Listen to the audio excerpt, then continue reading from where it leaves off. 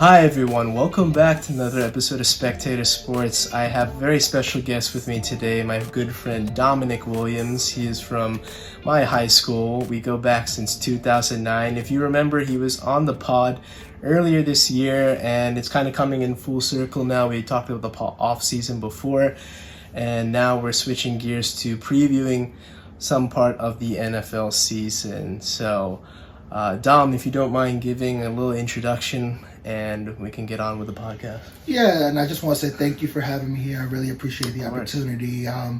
It's just, I'm really honored to, be on here. So, Dominic Williams, I go by Dom. A lover of football, but Ravens fan, current coach. So that's a new endeavor of mine that I'm enjoying, is being able to coach the kids up. Excited to be here. Excited for football. Yeah. Excited for football. Like everything. The dog days of summer. Yeah. Ready for the season. Absolutely. It's real. It's here. It's time. It's time. That's right. So, you guys know what to do. If you're new to the channel, like the video, subscribe to the channel if you haven't done so already. All descriptions are there for Instagram, TikTok, and you can get the audio from this episode on Spotify. Like I said, all links are in the description. Dominic is a Ravens fan. So, Dom, what do you think now with all these moves the Ravens have done? They got the Lamar Jackson extension. They brought in OBJ. They brought in Zay Flowers, new OC. Talk about, with all these moves, what you think the outlook is for the Ravens, and then anything that concerns you. First and foremost, I'm just so excited they paid my quarterback. 100%. That whole saga was just so stressful, and I had so many things up in the air. I felt that the last time you were here. Yeah, a lot up in the air. All of that uncertainty, but having Lamar back, having a lot of the offseason to work with the new offensive coordinator, I think I'm really excited. I know that there was a big belief that Greg Roman was enabling Lamar to make plays, but at a certain point in time, he kind of outgrew that offense. I mean, it definitely highlighted. It was like training wheels up a bike, exactly. Right? And I'm really looking forward to just opening the offense up a little bit more. I'm not necessarily expecting this to look like some of Monken's old offenses, like in Tampa Bay, where Jameis was throwing the ball up millions of times for 5,000 yards. I think that we have the capability to do more than we've been doing previously. I think OBJ is a great addition. I think Aguilar being able to take the top off. But I think the two people I'm most excited to see is a healthy Rashad Bateman, because I'm all in on Bateman. I think he has the ability to be wide receiver one. He's shown flashes, definitely. Yeah, he just needs to stay healthy. Absolutely. And some of that isn't his fault. He can't necessarily control his health, but I want to see him stay healthy, and I really am excited for Zay Flowers. Yeah. Like in the preseason, he's just been electric. It's time to bloom, as they say. Yeah, right? They got Lamar his flowers. They gave Lamar his flowers. That's right. We've seen a lot of those clips from practices with the one-on-ones, but even in the games, with the most recent game against the Commanders, just put the ball in his hands, he's going to make a play. He's just electric. Yeah. And while I do want to take a lot more deep shots and have a lot more explosives, I think putting the ball in our playmakers' hands in more advantageous situations is going to really take us to the next level. I think we're at this point where there's no more excuses, right? Right. It's put up or shut up time. Mm-hmm. I mean, the Chiefs have been there. They've been a thorn in the Ravens side for the last 4 or 5 seasons. It's been like Lamar, Mahomes head-to-head. Now, Lamar has been out for a couple of years, so they haven't had that head-to-head. But I feel like this is the most talented team Lamar has had to go up against Patrick Mahomes. I've always said, switch to 2 and see what happens in 2018, 2019. I think you would see a difference there for sure. Lamar would be successful and add that running capability as well. They have so many things now where, like you said, Dom, you don't have to be explosive and drive the ball down the field. You can nickel and dime a defense, dominate time of possession, and still exhaust the team's defense doing that. So I like what they do there. Yeah, I think it's funny as a Ravens fan to not be concerned about the offense and be more concerned about the defense when historically defense has been rock solid. And I will even say, through all that offensive talk, we didn't even mention Mark Andrews, right? Yeah. We didn't even mention J.K. Dobbins, and I think that speaks to how big of a leap we've taken. But defensively, kind of wavered back and forth between two things. That one of them is more of a hole and one of them is more of a room for growth. Because when we look at our pass rush for a while has been something that a lot of fans have been clamoring for. I think the phrase I used last time was like, we got a lot of low spades, where we got a lot of guys that can make plays, but nobody that we can count on when the chips are down to step up. We're really looking forward to Ojabo and Owe taking that next step to becoming that guy. It's a big step. I mean, Ojabo is coming off of Achilles, right? So that's a lot of pressure for somebody who was like a red shirt rookie year to now being, hey, like be this elite pass rusher that you used to be, but also coming back from an Achilles injury. Definitely, you talked about in our pre-production meeting also about the secondary as well, a guy to go alongside Marlon Humphrey. They've had some turnover there. They brought in Ronald Darby, now pretty solid signing, but not somebody that really scares you on the opposite side of Marlon Humphrey. What do you think about that? Yeah, because depth has always been an issue. Outside of the pass rush, the next thing people always went through was corner depth. Yes. Where we have Humphrey and we were comfortable with Humphrey, and we had Rocky Sin signed, and it was like, okay, we got our two guys, but who's playing the nickel and who else can we count on? Because we don't want to have them guys out there 100% of the plays all the time, because they're going to need breathers and there's going to be injuries. We've just been decimated by injuries so many years in a row, and lo and behold, injuries will pop back up. Humphrey's currently dealing with a foot issue that's going to leave him out for a couple weeks. Rocky Sin is working his way back. He's going to be out for a couple weeks. Jalen Armour Davis, like the list goes on. Even Darby, who we signed, is coming off of an ACL team. I think, and you don't want to invest too much in the things that you hear on things like Ravens Twitter, because fans always want it to look like a Madden franchise where you can just make the trades look however you want. You hear names floating around like Jair Alexander because he's friends with Lamar, and I don't know where they're getting that information. It's hard to see who's not friends with Lamar either. Yeah, right? So that's going to be a pretty long list. Cool with. But outside of having another stud on the other side, I don't think we need, two Pro Bowlers. I just think we need stability. I can personally feel comfortable going out week one and saying, hey, you're going up against the starting wide receivers for an entire team. Thankfully, it's just the Texans week one. That's a relief. But you don't have to rush back those outside corners for sure. But the AFC, we're going to dive into this a little bit later, but it is truly scary for a lot of the wide receiving talent on the outside. It's a thing too that the Ravens are going to have to work on throughout the season, but they're going to be tested nonetheless when it comes to the postseason. So the Bengals, we saw that scary Joe Burrow injury with the calf, and its status is still up in the air whether he'll start week one, but he's trending in the right direction. I think the good thing was that it happened so early in training camp. Now it's just another knock where Joe Burrow gets banged up in training camp. He doesn't get the reps, but when you have chemistry like between him and Jamar Chase that takes back to LSU, it's hard that, you don't really need that. It's kind of like, they know where each other are going to be on the field. I like their offense. I've always been a fan of just their talent on the outside. Tight end depth is a little bit something ever since CJ Uzomah left in their Super Bowl year was something that was concerning. And we know the O-line problems are big time in Cincinnati, and that's been the problem. Where can Joe Burrow stay upright just to get enough time? I am excited for the Bengals. I've always been a fan. I think they were favorites, but now I'm a little bit more sheepish about putting them as the favorites in this division. They've drafted Miles Murphy from Clemson. He's a pretty good defensive line prospect to go alongside that D-line with Trey Hendrickson there. Really great signing a couple years ago, but the loss of Jesse Bates in that secondary is definitely going to be concerning. So as a whole, the offense is going to have to carry the Bengals once again, but it's a matter of if the defense can hold up against these very talented teams in the division, but also in the AFC as a whole. But Dom, what's your thoughts on the Bengals? Yeah, overall, the Bengals have been a very interesting experiment in my mind, because I remember 2 years ago when they kind of shocked everybody, I was heavy on the fact that they were a B team that had an A season. Like, they were talented, but I didn't believe that's who they were. I thought that they just kind of overproduced. No, they super overachieved. They took advantage of injuries with the Ravens. I talked about it before, where it's funny that other than that one Sunday night game last season where we got to see Lamar and Joe go head-to-head, one of those two guys have been missing.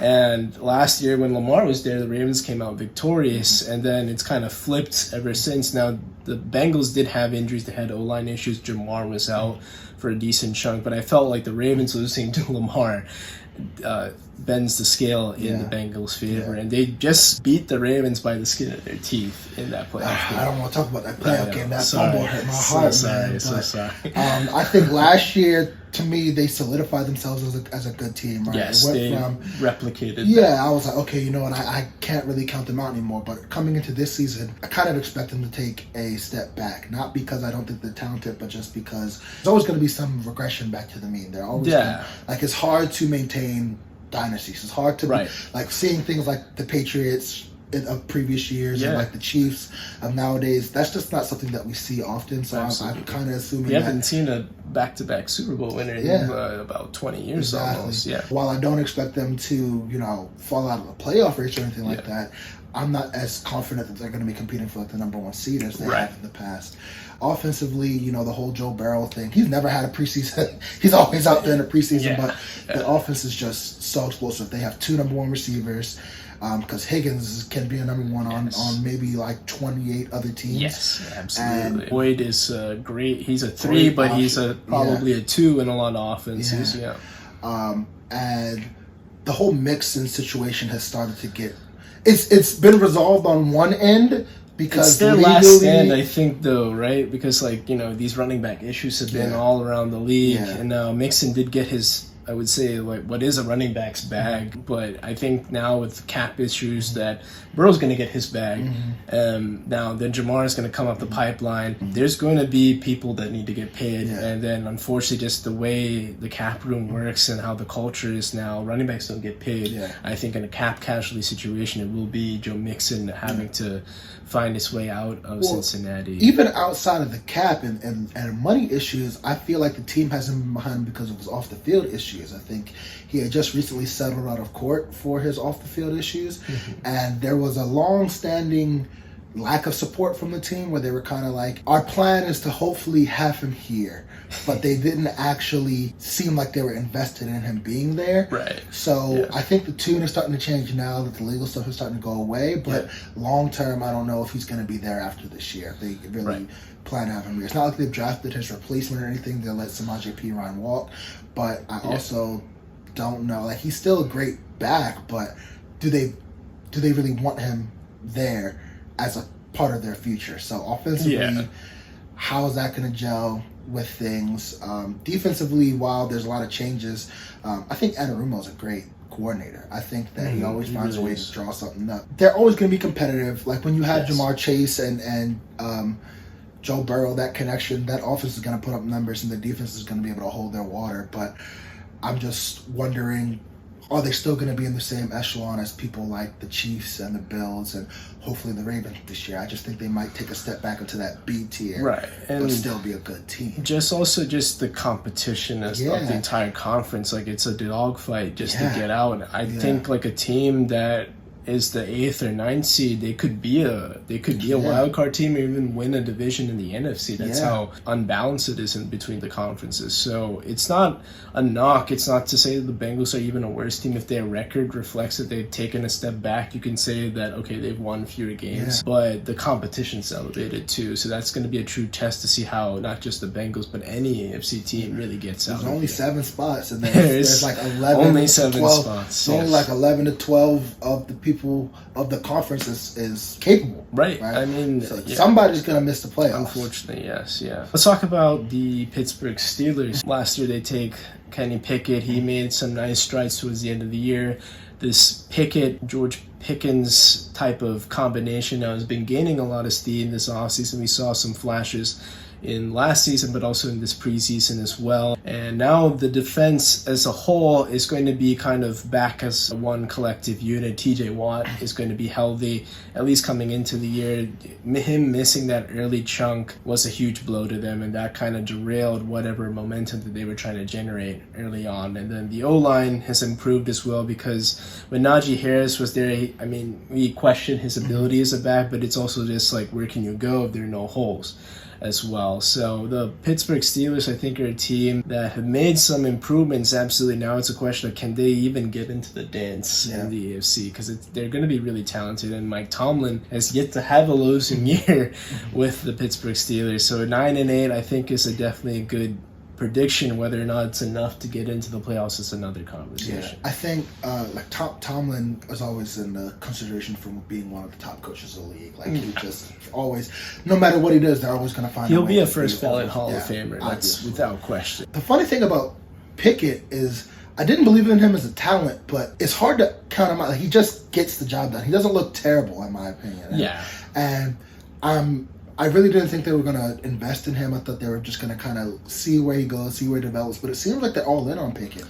And I don't hate the move, right? I really love that they, gave him the keys over Trubisky and haven't brought in too much other competition and saying like, hey, develop that connection with your receivers, and seeing, Pickens take that leap, because people forget about Deontay Johnson. He's technically the one on that team, Pickens is really the one. He's the flashier one. He's the one that's going to go up and make the plays. He's the one that's going to be vocal in the media, but Deontay Johnson's the one that's going to catch 80 catches for 1,000 yards. And Freiermuth is a pretty good tight end. I'm actually looking forward to a resurgence from Najee, because I know that at the beginning of last year he started out really slow, but allegedly still got 1,000 yards. Because that's not awful. I think he had something going on with his ankle or his foot. So the first 8 games and his last 8 games, 9 games, but it's still hard to get used to. Completely different back.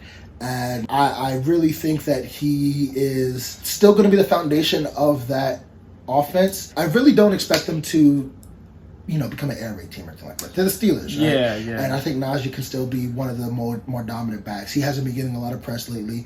Nobody really talks about Najee as, unless you're in the fantasy community, but in terms of like legitimate running backs, everyone kind of overlooks them. So I like Najee Harris as a back, and I really want to see him be featured in this offense a little bit more. So he can catch it too. He's a weapon. I think like the biggest thing about Pickett is that the Steelers have done their homework, because he went to Pitt, and Pitt actually practices on former Heinz Field. I'm not even sure what their stadium's name is anymore, but the Steelers home stadium nonetheless. They played there a lot, so it was like free scouting right there. So they've done their homework for X amount of years since Kenny Pickett has been there. So he's made some impression. He kind of represents what the franchise is about, as well as the heir apparent since Ben Roethlisberger retired. So it's definitely a work in progress, but I do think that they'll be always a competitive, a very hard-nosed, tough team, and they can have their given day and really mess things up, especially the playoff race. I think, they're never going to lay down. They're going to be a team that fights to the very last tooth and nail, and I'm really excited to see what goes on. So the Cleveland Browns are a team that, again, in this loaded division, have a lot of good pieces. Their quarterback is a former really good talent. He's working his way back. And then you have Nick Chubb, an great running back, a great O-line. They're really built well in the trenches, even that D-line, obviously led by Myles Garrett. And defensively as a whole, not the best season last year, but they have a lot of individual pieces. So now, what do you think their expectations are for this season for the Cleveland Browns? And I want to start on the defensive side, because I feel like we've been focusing on offense for a lot of these teams, which I do want to get to offense and he who shall not be named. But I feel like one of the biggest trades that just went super under the radar was the Darius Smith to the Browns. Myles Garrett, arguably the best pass rusher. You can have your conversations, whether it's whoever you want, Watt or Garrett, and he's an interior pass rusher. But Aaron Donald, he's one of the premier defensive linemen in the league. And then you have Darius Smith, another All-Pro player on the other side, that's just going to be wreaking havoc. And nobody's really talking about them as a top defense, when so many teams, referring to my team when I was talking about the Ravens, about how we don't have that guy, and they have 2 of them, right? On either end too, so you're going to really need good tackles. You're going to need tight ends to chip every now and then, running backs to be present there to help.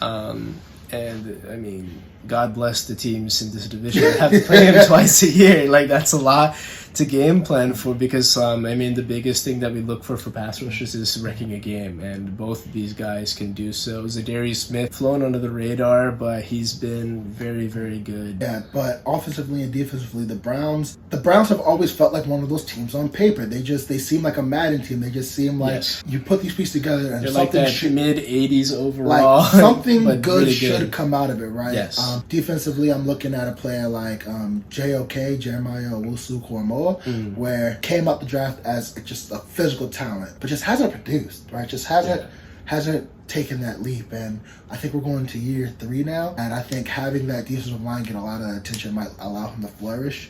I don't even know if they're really featuring him as that guy, and if they're counting on him. I still think that it's there for him to take that leap. You can fly under the radar. I mean, that's the nice thing when you have these guys at your disposal. You can throw them in there, and then one of them is going to have to be double teamed. Somebody's going to be running free, and then you have this guy also feasting on that. That's the thing. It's the definition of the team game.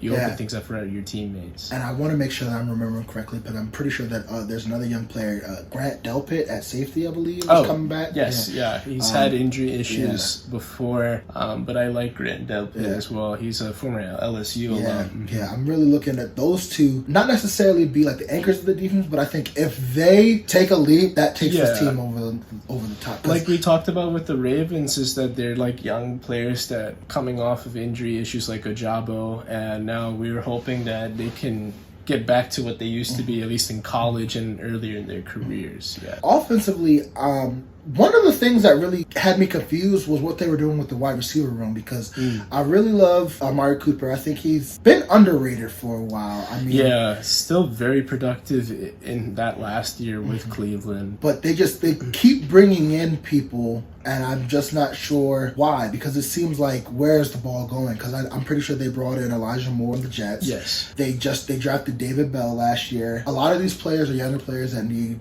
targets to develop. They need play time. But when you have 7 receivers in the roster and Njoku as a tight end, who got a bag, where's the ball going to be going? I mean, I think they have a capable quarterback. They have a dominant running back, arguably the best pure runner in the league, but that wide receiver room just seems like they're throwing something out there and seeing what sticks in the wall. Like, okay, I know we have Cooper, someone on the other side of him is going to step up. Who's 3? Donovan Peoples-Jones. Right? Jeez. Like, all these guys that you would love to have, but it just seems like they don't have a vision for their wide receiver room. Right. And I think a cohesive vision for the wide receiver room and the offense is going to be really imperative for success, right? I just feel like if he develops that chemistry with his receivers, that's going to allow him to take that step. But who can he count on outside of Njoku and Coop, which those are 2 great options to have, but at the same time, I just feel like you need some safety consistency, valve. right? Somebody that's going to be there that is reliable, that I just don't know what's going on in that wide receiver room from my perspective. You have this high profile QB talent, and then you get to throw it all around the yard, and that's what attracts a lot of other people, and then you get eyeballs to the Browns franchise. Now, I don't think that's the best way to go about it, because their strength is their running game. Nick Chubb is an awesome running back, and he's been feasting behind a really good O-line. I do expect a little bit more of a balance between that, a mix and match, because he's still coming back from missing a whole year and then missing more than half of a year. So it's really 2 years of this is going to be his first time in 2 years that he'll be playing a full season of football. And it goes off of just the football stuff and the off the field stuff, because he is, whether we like it or not, he has to overcome that. So he's recreating himself in Cleveland, but it's going to be really interesting to see how that shakes out. On Friday, we saw a late headline that Trey Lance has been traded from the San Francisco 49ers to the Dallas Cowboys, and everybody's going to talk about, the 49ers traded up all these picks to the Miami Dolphins, and it's going to be one of the most one-sided deals in NFL history. The 49ers took a swing, they missed. Some of it is due to their lack of research. I mean, me personally, when I had the chance to make that move, I would have picked Justin Fields. I thought he would have been, knowing that the Jets were very set on Zach Wilson and obviously Trevor Lawrence is going to go number one, I thought he would be the best amongst the rest. I wouldn't pick Mac Jones. Mac Jones would have been better even than what Trey Lance has done, but I would have picked Justin Fields. But Trey, unfortunately, has had a really tough shake with his early NFL career. Partially, it's just the lack of playing organized football, playing in North Dakota State. That is a small-time school, and they were impacted by COVID. And, I mean, he was injured as well, and then his NFL year, he was a backup. He had a decent-ish rookie year and 2 starts, but just couldn't overcome beating out Jimmy G for that job. Then he's given the keys and is knocked out in week 2 and then forgotten. And now he couldn't even beat out Sam Darnold for the backup job, and it made sense that I'm going to find somewhere else where, yeah, he could have ridden the bench. He could have been in a comfortable setting because he knows the offense, because quarterbacks, they can fall apart. Like the Niners know that. They went to their 4th string quarterback in the worst time possible. Trey Lance is now a Dallas Cowboy. So, Dom, what are your thoughts on this move that happened just before the NFL season starts? I think it's incredible how they survived this fiasco. I mean, no other GM and coach would have survived this, but the fact that they keep winning, it just erases the fact that they gave up all of that to trade away this quarterback that never really played for a 4th-round pick. I still believe in Trey Lance. It's a good value. I mean, I think that's a steal at fourth round. Still being able to get a 4th round for him is I think incredible. For both sides, it's a pretty good deal. Yeah. I think the trade itself, like getting a 4th round for Trey Lance, is who's a bust value, right now. Whether we like it or not, he has that bust label. So to the Cowboys of it all, I think investing in depth at quarterback is great. Dak's hurt every year, right? Like we hear about, I'm already waiting for that quarterback controversy when he goes down week 10 and Trey Lance comes in and leads them to the playoffs, and they're talking about should they ride the hot Don't hand. forget Cooper Rush, though. Right. And 4-1 last year, you know? Like, there was a QB competition there, too. Controversy. And to some of those points is the fact that I was heavy on the fact that investing in Trey Lance is better than having to put your faith in Cooper Rush, but we've seen Cooper Rush play more games than Trey Lance at this point. Yes, we've just seen more out of that, which is mind-boggling. Yeah. And just on as a physical specimen, Trey Lance just has all the tools. He should make it work, but he just hasn't. And part of that is because he hasn't played enough. The 49ers were not the place for him to figure it out because they're in win-now mode right now. They don't have time to let him develop and figure it out. I just thought they were trying to get too cute with that move because he's coming from a smaller conference, so there's a reason why he's also there as well. So if you get a guy that's coming from the bigger conference, they've already been in high-stakes game. They're playing for bowls. They're playing for national championships. They know what the stakes are. And it's a little bit more of an easier transition to get into the NFL. The Niners were going from a team that made the Super Bowl 2 years ago, then Jimmy G gets hurt in 2020, season's done. 2021, they're still skittish about Jimmy G, but they want that QB for the future, so they went in and made that move, but they took a swing and they missed. Let me ask you this. What's your assessment of Brock Purdy? It's a super small sample size, but I mean, it worked last season, and like he seems to have galvanized the whole freaking franchise and the fan base, so I mean, I think you're going to see more of what he can do and maybe also things that he can't do this year. This is a year that could honestly be a make or break year. I think now I don't know if there's expectations on Brock because he has that injury excuse, but if there's something that goes wrong early, we could see Sam Darnold come in. I'm not saying that's a guarantee. I'm honestly kind of rooting for Sam Darnold. I feel really bad about how his career has panned out, and if he were to come in and maybe save the day for the 49ers would be really cool. But just to talk about Brock, I think he has all the tools. He has the great intangibles. Very much like Brady, honestly. I mean, that game that they went head-to-head in that season against the Bucs was really cool. It was like, I wouldn't say handing of the torch, but it was like very similar. Symbolic circumstance. A late-round pick versus Mr. Irrelevant. You step in and, you take the team. Because he made plays to get them on that win streak as well. But it's such a weird inversion because Brock Purdy, Sam Darnold, you're almost thinking that if you're going to make it anywhere, you should make it in San Francisco. I mean, Shanahan's gotten wins out of C.J. Beathard, So if you're going to... Nick Mullins. Yeah, if you're going to perform as a quarterback, you're going to perform in that system. But yes. Why didn't Trey? It's hard for me to understand. I just think it's injuries. That's my thing. I felt like that rookie year there was decent tape out there. He went, I don't know if he went what his record was. The year 2, the first game was in a monsoon. There's just not enough. So that's not that it's not his fault. It's just been a series of unfortunate events for Trey Lance. So a reset, I think. As much as the comfort factor was there for him to sit as the third stringer in San Francisco, I think just a new scenery is going to help. Yeah. And we'll see what happens when he goes to Dallas and how he integrates himself there. So we're going to switch gears now to the AFC East, and the New York Jets, subject of Hard Knocks. They made the big move with Aaron Rodgers. Brought in Dalvin Cook recently into training camp. There's a lot of big personalities there, and now there's going to be a whole lot of pressure on this team to deliver. So what do you think their ceiling is, Dom? And do you think they'll make the playoffs this year? I think they're going to make the playoffs. I think the missing piece has been quarterback. Absolutely. Everybody said you plug in anybody else, that team last year makes the playoffs. You plug in Derek Carr, plug in Garoppolo. You plug in even Matt White for the whole year. Mike White for the whole year, right? White, yes. They make the playoffs. They had a top 5 defense. They have such incredible, explosive young talent in Garrett Wilson. The backs. Breece Hall. Yes. Zonovan Knight, Bam Knight has some plays. They have a lot of talent. Yes. And then they brought in more talent this year. Yeah. Lazard's there.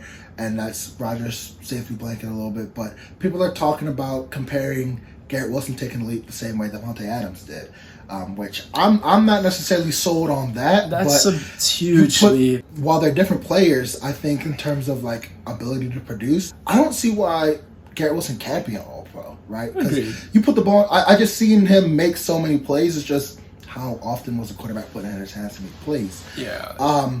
All-Pro is hard because there's so many receivers, but he will take another huge step forward. I mean, it's only natural, right? But I definitely think they're going to make the playoffs. Are they a Super Bowl contender? I'm not sure. And especially because you still get the questions about Rodgers himself in the playoffs, right? Where can he get it done? I mean, not granted, maybe he's great at getting lost causes to the playoffs. Then even getting the question then is the slow starts and then they catch fire after Thanksgiving, and then you see them either sneak in or then the problem is in their wild card teams. That's another round you have to go into, and then they've always now flamed out in the NFC or now AFC Championship game. My thoughts are that I think they'll be a wild card team, and I think the biggest reason why they can't make that extra leap is the O-line. Everybody's been talking about this leaky O-line and the lack of protection because Aaron Rodgers is old. Whether we like it or not, he is somewhat mobile, but he's not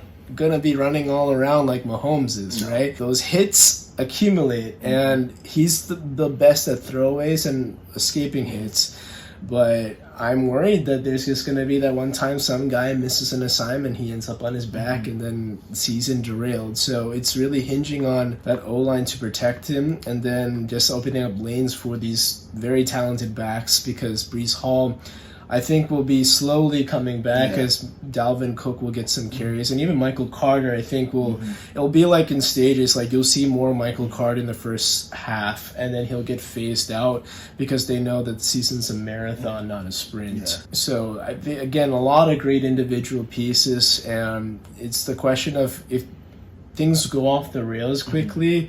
And that unfortunately could mean that Robert Saleh could be on the way out, as much as I hate that, because defensive-minded coaches, they have a very short leash, unfortunately. And ownership is very big on maybe now getting more glitz and glamour now with Aaron Rodgers there. And, there's this rumor being around that already Nathaniel Hackett is the OC. If they don't have a good season next year and Rodgers decides to come back, he does say that he wants to. You just elevate Nathaniel Hackett and he gets to run it back next year. But for this year, a lot of pressure, but I think they're a wild card team. Yeah, I would be really surprised if they gave Hackett the keys after seeing what he did as a head coach already. But I guess Rodgers giving him some extra leeway will be great. Yeah. I think that Rodgers having the keys and being able to, run his offense the way he wants to run it, not having to worry about too much emotion or anything like that, just getting to the line and doing his thing, I think is going to be great. And I just think the defense, so they're not really going to regress too much, right? No, I think they honestly even didn't. They could even get a little better. Another year of sauce. DJ Reed on the other side is still a dog. Absolutely. Mosley's still a dog. And then they just have so many pass rushers. They got, as Saleh being a defensive, minded coach, he's just going to get those guys right, similar to the 49ers. Yeah. They just, I don't know how many people really love Rodgers, but I think people still want to see the Jets win, and I think there's a lot of good energy around them. And they're in a very competitive division, but they were competitive without Rodgers, and I think adding Rodgers should take them over the top. Yeah. I'm curious to see what Dalvin Cook is going to look like, because you have that discussion between like analytics nerds and dudes that watch ball, because yes, Cook had over 1,000 yards. He's Dalvin Cook. He's gonna pop off every now and then, but his expected yards per carry is just dropping, and he's had a lot of like negative rushes. It's a lot of like boom or bust. Exactly. If he doesn't hit the home run, it's like what is his value? Yeah. And that's always been his saving grace. He'll bust out a few 2-yard carries and then he'll take it to the house. Very similar to like Saquon, actually. No, that perfect analogy there, Dom. Yeah. But he's just so much older than Saquon's, that I feel like the home runs are going to come less frequently. Mm-hmm. I don't know, when I think about Dalvin Cook, those home runs, how many of those are him making guys miss, right? How much of that is his athleticism versus him running through tackles and making guys miss? Like, he just doesn't seem as slippery as he used to be. So the Buffalo Bills have been a team that have pushed the Kansas City Chiefs a few years, but last year they definitely took a step back, some due to injuries, and just also maybe the regression of Josh Allen. I'm not a fan of how he's been a little bit reckless in last season. It seemed that there were a lot of turnovers, a lot of hero ball going on here, and then you have these Steph on Diggs type of rumors running around that he's not really happy with how things are going in Buffalo. And I think this year is really like their last stand with this core. Von Miller's not getting any younger. It could be that Stephon Diggs could be out on his way. The question is now, though, how do they compete amongst all these AFC juggernauts that they didn't really have to really battle in the last 2-3 seasons? So what do you think the Bills' outlook is for this season? Yeah, it's always hard to talk about a team's playoff window closing when you have such a great quarterback like this. Like, he's always going to give them a chance, but it just seems like every year they're getting further and further away from their goals. I'm curious as to how year 2 without Daboll is going to look, because I think he brought a lot of success to that team, and just that energy, and like Josh Allen just looked like a different quarterback with Daboll there. Yeah. And on the flip side of that, Daniel Jones kind of took a leap, right? I mean, he wasn't a world beater, but he just looked a lot more competent. Is Daboll a guru, or is he not a guru? Right. Like how much, I don't want to take away from Josh Allen, but I think that Daboll being there was really important to his development. Yeah. And, we attributed a lot of his development also to Diggs being there. When you have an alpha receiver, that's always going to make a difference. Yeah.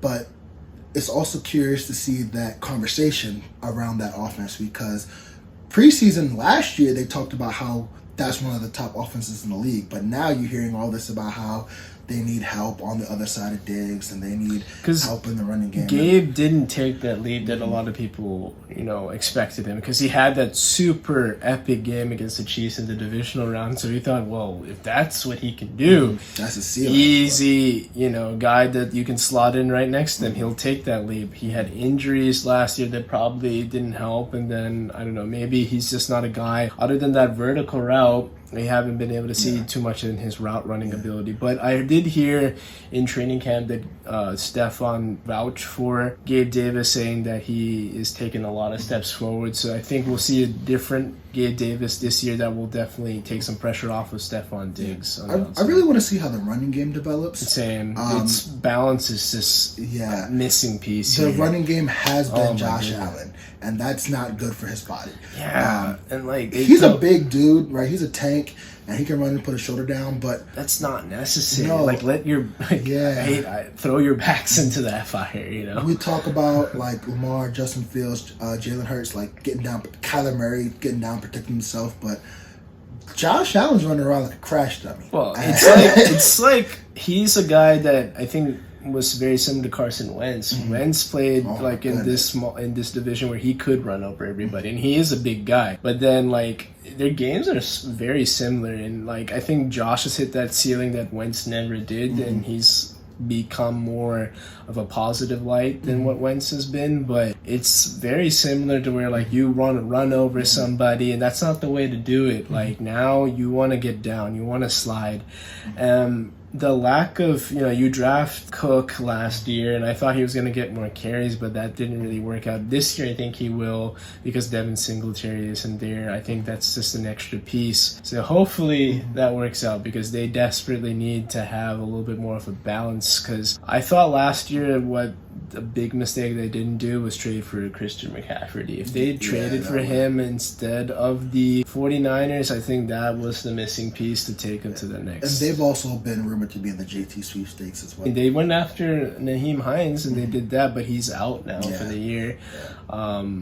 And that was a sacrifice for Zach Moss, who I thought was honestly maybe better than Naheem Hines on special teams, but they didn't really do a lot in the backfield. But Cook is young, and I think they're really going to see what he can do. I think he's flashed a lot, so I'm excited to see what he does.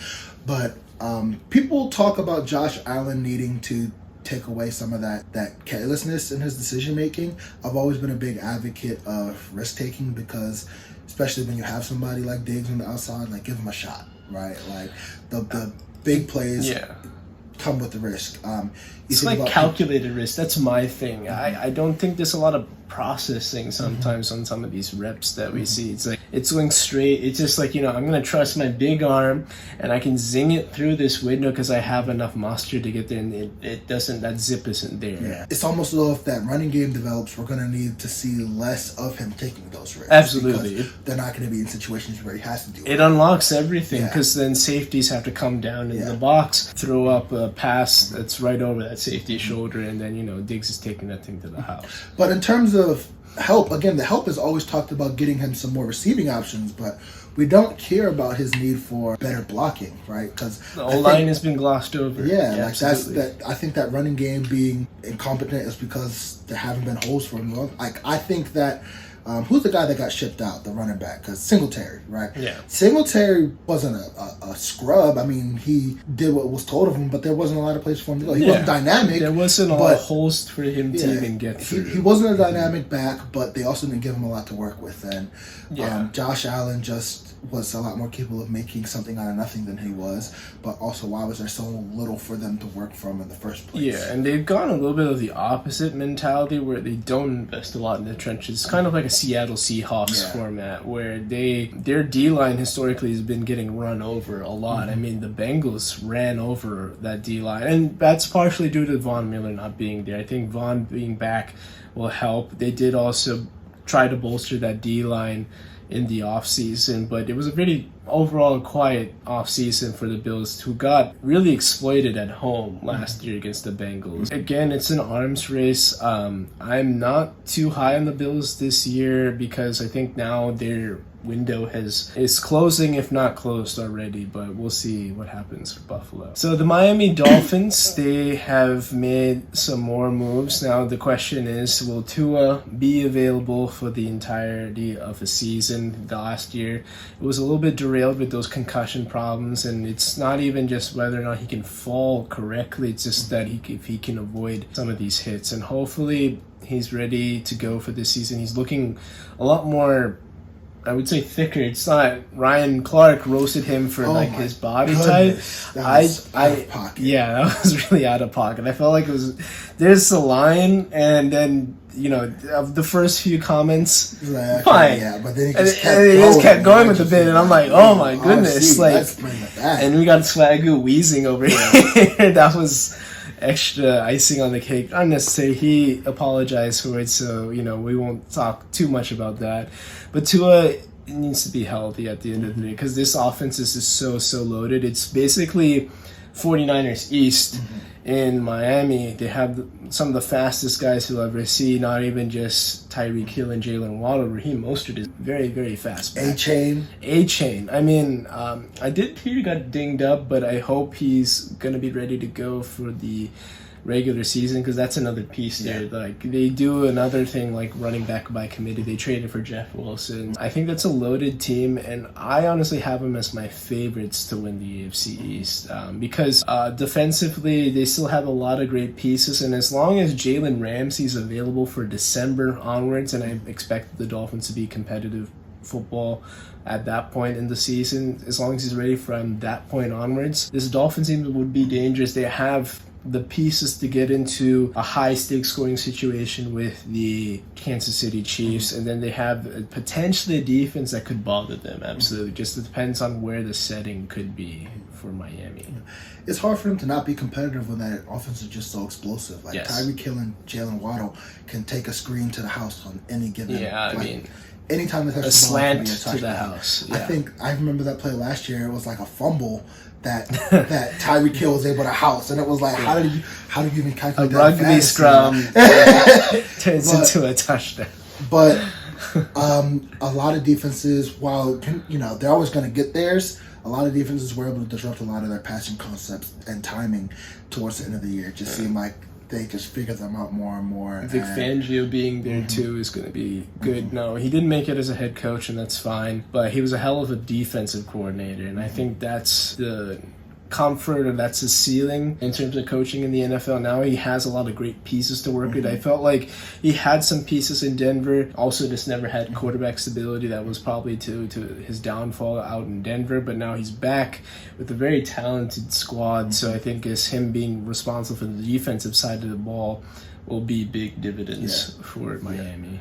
But I just don't see their offense being as good as it was last year, because how can they?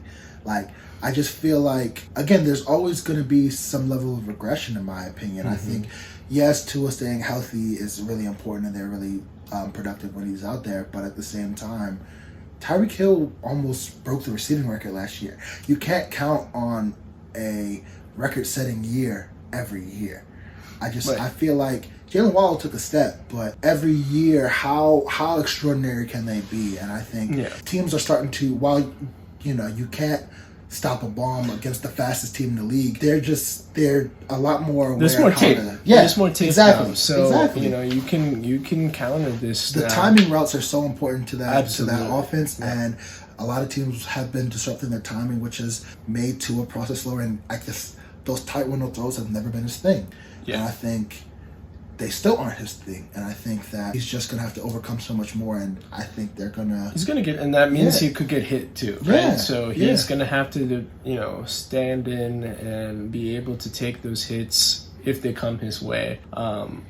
It's hard because it's only one football, right? So you can have all these great teams on paper. Oh well, Tyreek is gonna get 1,600 yards, Jalen Waddle is gonna get 1,200, and then whatever else, Tua's going to get 5,000 yards season. Easy. It's not easy as that. It's not fantasy. It's not Madden. It's great on paper. It just comes down to execution. So the New England Patriots, they're the team that's taken a step back last season after making the postseason in 2021. A lot of questions about Mac Jones and his capability in this league. I think some of it has to do with just the ineptitude of just not getting him good offensive coaching. I mean, Matt Patricia and Judge, right? Joe Judge. They were a special teams coach, and then one was a defensive coordinator. So now they're kind of joining forces to be his OC last year. I think there's something there in Mac Jones, and he showed that in year one, and then he just doesn't have a lot of help. And my question is now, is Bill going to really recognize that? Or is he just going to be so out of touch that there's going to have to be a decision made where do you fire or just ask the greatest coach of all time to hang it up, and the Patriots just finally decide to move off of Bill Belichick? Or do you say, okay, well, sorry, Mac, we're going to have to find somebody else? Yeah, it's kind of unfathomable for me to think Belichick's on the hot seat, but even if he's been making some bonehead decisions, I think he's kind of in that same vein of Tomlin, where it's like he always figures it out. They're never going to be a terrible team. Like, they're going to be a competitive team. They're going to win games they shouldn't win. Their defense is always going to look like a solid unit. Even if the offense isn't putting up points, defense is going to score more. The special teams is going to score more points. I think that the offense, just in terms of scheme, is going to look a lot more confident this year. I'm really surprised how, I'm not surprised, I'm interested to see how Zeke is going to fit in there, because that's a signing that didn't necessarily fly under the radar, but the running game has never been the issue. It's a flash in the pan move. I don't think it's a game changing move, because I think if it was something like them not getting Hop was my weird thing. As unhealthy as Hop has been, he's still a lot better than whoever when they he's have. healthy, he's still excellent. Yes, it's just his availability, and that's an important ability. Yeah, actually, just so boring to me offensively. It's just like it's just so hard to think about things to say about them, because it's like, that's why this segment's only going to be like 10 minutes. Like, respectfully to the Pats, it's not an exciting team. Because who's their number one? Juju, and by default, And what is that? Hunter Henry. That's like what does that do for you? It just feels like, what's more important? Because last year Mac didn't have the coaching or the weapons. Now they got him. Better coaching, but still not really a lot of weapons. And like, how do you evaluate somebody without weapons, but at the same time, like, it's just like vibes of the 2020 Pats, where it was like Cam there and they weren't really that good. They like middled their way to like 7 and 9. I think that's like their ceiling. It's gonna be last place. They'll definitely take a bite out of some of these more like these contending teams in the AFC East, because it's just like divisional play is always a thing. There's no way a division rival just says like, oh, we come into our building, or they don't wake up with a little bit extra fire for a divisional game. That's always there. Rivalries are very much a thing. So definitely they won't be swept 0-6 out amongst their division rivals. Absolutely not. But I don't think there'll be a team that's really up there. And then it's like, if it goes off the tracks early, I think, a lot of these teams need to really embrace tank life, because there's a lot of good QB process coming in, like Caleb Williams, right? Yeah. Like I talked about it before with the Raiders. If it goes off the tracks early with Jimmy G, the Raiders should look into tanking the year, and then you get your guy in Caleb Williams for the future. And I think the Pats are a candidate as well. So we're going to talk about who we think will make the playoffs in each conference. And for me, I'm going to have the Ravens, the Bengals, Chargers, Dolphins, Jets, Chiefs, and Jaguars. So you have your division winners, and then you have your wild card teams. Dom, who do you have coming out of the AFC for your top 7? And just to preface this isn't necessarily seeding or anything like that. No, it's not seeding. We're actually going to make. But I also agreed Ravens, Bengals, Chiefs. I think those are kind of a lot of people locks. I got the Jags winning that division. Also a lock, yeah.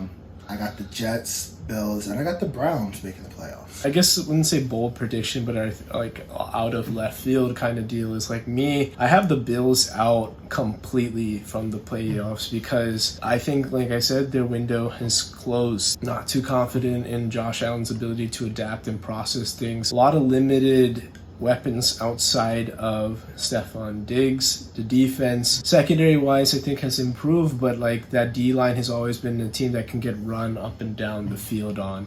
So it's left a bad taste in my mouth after that AFC divisional round loss to the Cincinnati Bengals. It just seemed like they were in two different classes. So I think with that, and also just how competitive the AFC East is. Now, I think they do play the Jets week 1. I think they can land a win there, but the second one will be in the favor of the Jets because they'll have themselves together for that next game. And then I'll have the Dolphins probably winning that based on what I have here. The team, I guess, that could be taking out their wild card spot would be the Chargers. I just think they do have a lot of talent here in LA, and just because they do have Justin Herbert, who is a guy that's generally careful with the ball. I think that's the difference between the two teams, so I'll pick the Chargers. Yeah, and mine, having the Browns in and have the Dolphins out is a little bit of a surprise, but for the Browns' sake, they have a high ceiling. I mean, we talked about it earlier, but the fact that, he who shall not be named, if he plays like a top 8 quarterback. Yeah. Let's say top 8 quarterback. Yeah. That's a playoff team. Absolutely. There's defense, too many weapons. I mean, Nick Chubb is too dominant. Amari Cooper is too reliable. There's just too many weapons there. But can they bring it all together? I don't think their defense is going to be Swiss cheese this year.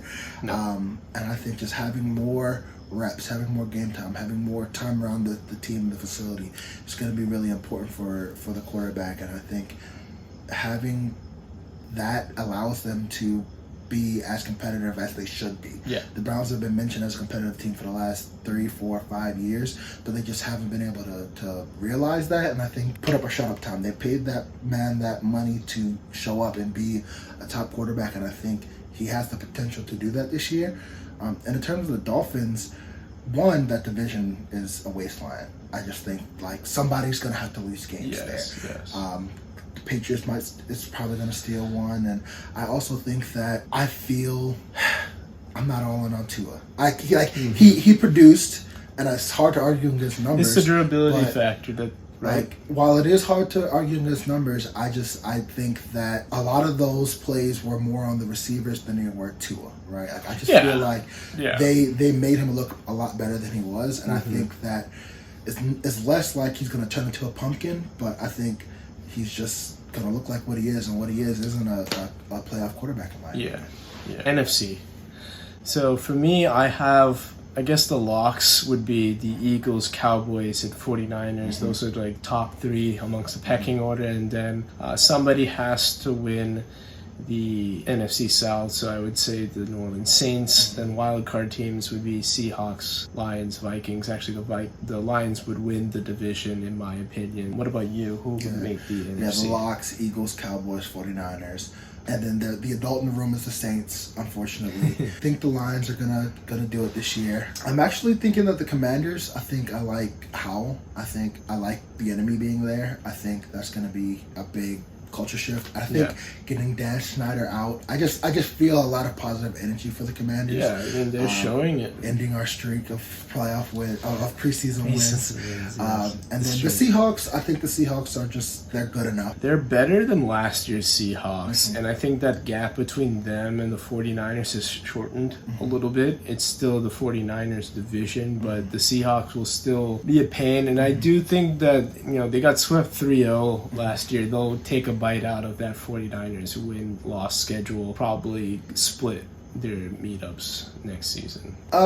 Let me ask you this: between the Eagles, like who do you got in the NFC for the 1 seed? Like, who do you think is gonna come out on top? I was gonna get into this a little later, but I think as much as it's so hard to say like who could come out, but I still have the Eagles coming out just because it's between them and the 49ers. I think when they go head to head, the Eagles having that game in Philly again will help, and that will pretty much dictate how it goes, because as much as the schedule is going to be a lot harder this year, first place schedule, and they're playing the Chiefs in a Super Bowl rematch on the road, I think they'll get off to a very good start, and then the back end is certainly a gauntlet, but it does heal up where you have like a Giants, Cardinals, Giants the last 3 games, so they can bank in on that, have good positioning. The 49ers, my thing is like the distance between them and the Eagles is just Brock Purdy. Brock is the guy that's the big what-if factor for the 49ers this year. That's it for this episode of Spectator Sports. Thank you so much for tuning in. Big shout out to Dom for joining us as a guest co-host here today.